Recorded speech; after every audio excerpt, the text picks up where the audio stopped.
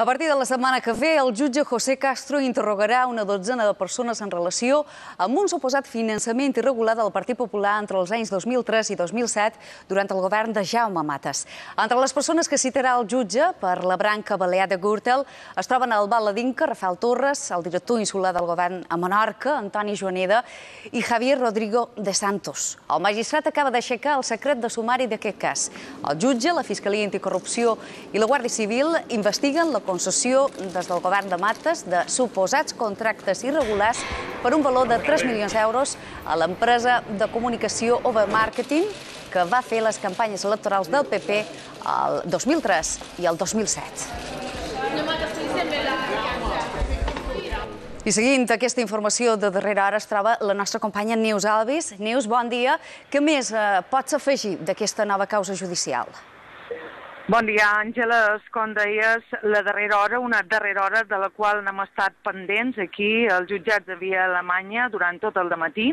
El jutge José Castro acaba d'aixecar aquest secret de sumari del que es coneix com a cas Mupi, on s'investiguen els presumptes contractes irregulars del govern de Jaume Matas a l'empresa de publicitat Overmarketing, que va rebre, es calcula, uns 3 milions d'euros.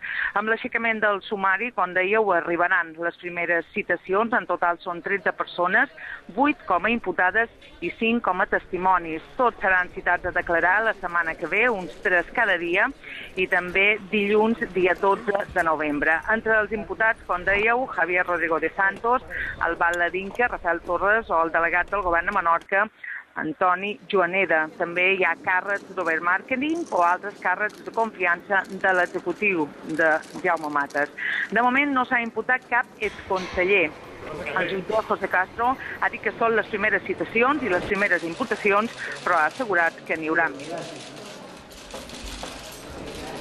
El jutge Castro, la Fiscalia Anticorrupció i la Guàrdia Civil investiguen aquest possible finançament irregular del Partit Popular durant l'època Matas, entre els anys 2003 i 2007.